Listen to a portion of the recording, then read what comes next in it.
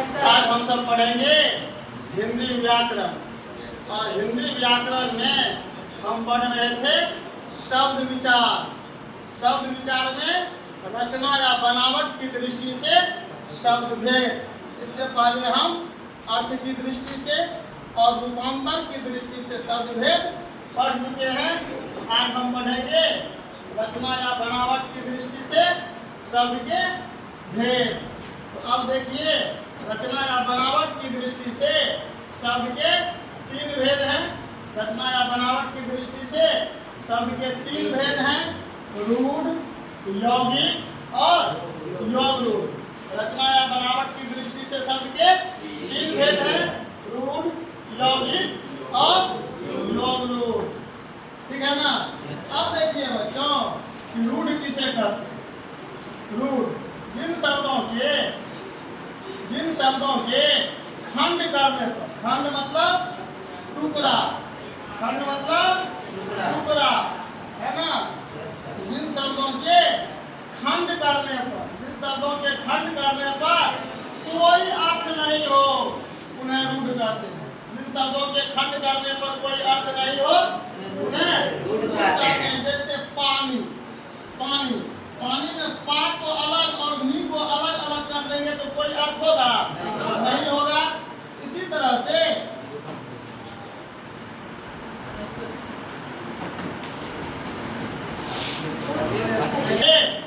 आप देख रहे हैं कि याद शब्द है, या को अलग और दो को अलग कर देंगे तो कोई अर्थ नहीं होगा।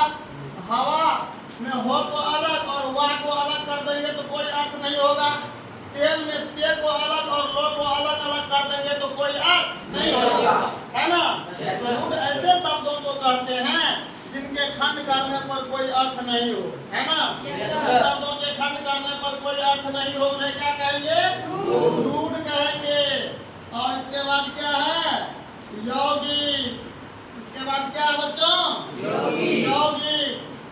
अब देखिए यौगिक में, यौगिक शब्द जिन शब्दों के दोनों खंड सार्थक हो, जिन शब्दों के दोनों खंड सार्थक हो उन्हें यौगिक कहते हैं। सार्थक मतलब क्या हुआ?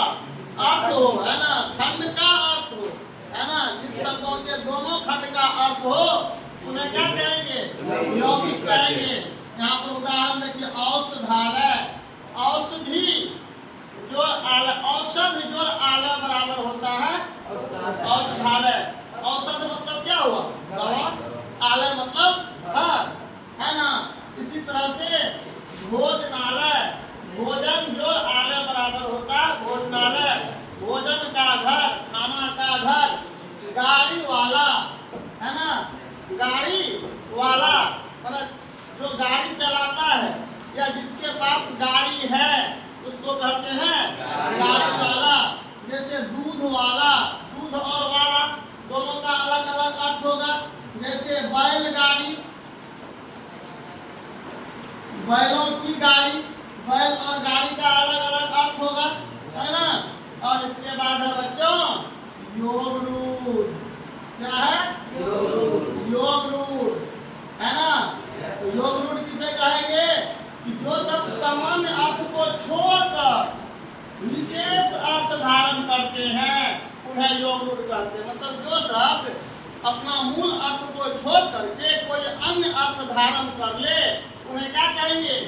योग रूढ़ कहेंगे। अब आप उदाहरण देखिए बच्चों, उदाहरण आपके सामने है, उदाहरण आपके सामने है अम्बु, है ना? अम्बु का अर्थ होता है पानी, जल। और जो का अभिप्राय यहाँ पर जन्म लेने से है ना? तो जल में जिसका जन्म हुआ हो अर्थात कमल। इसी तरह से जलज शब्द, जल जो जल में जन्म लेने वाला अर्थात कमल। लंबोदर, लंबा है उदर, उदर का अर्थ होता है पेट। उदर का अर्थ क्या होगा? पेट। जिसका उदर लंबा हो, पेट बड़ा हो, उसको कहते हैं लंबोदर, है ना? और लंबोदर का अभिप्राय गणेश से है ना? तो रूढ़ शब्द जो ये जो योग रूढ़ शब्द है तो गणेश के लिए लंबोदर शब्द रूढ़ हो गया है। जैसे वीणा पानी, जिसके अर्थात सरस्वती। किसी के भी हाथ में वीणा दे देंगे तो उन्हें सरस्वती नहीं कहेंगे। सरस्वती के लिए वीणा पानी शब्द रूढ़ हो गया है ना। जैसे चंद्रशेखर, जिनके शेखर पर, शेखर मतलब सिर पर चंद्रमा हो अर्थात शंकर। जैसे नीलकंठ, नीला है कंठ जिसका अर्थात शिव है ना। इस तरह से जैसे चतुर्भुज, चार भुजाएं हो जिसे अर्थात ब्रह्मा। तो इस प्रकार आपने अर्थ की दृष्टि से रचना या बनावट की दृष्टि से शब्द भेद पढ़ रहे हैं। 3 भेद है रचना या बनावट की दृष्टि से शब्द के रूढ़, यौगिक, योग रूढ़। अब जो है आगे हम पढ़ेंगे उत्पत्ति या उद्भव की दृष्टि से शब्द भेद अगला क्लास में। धन्यवाद।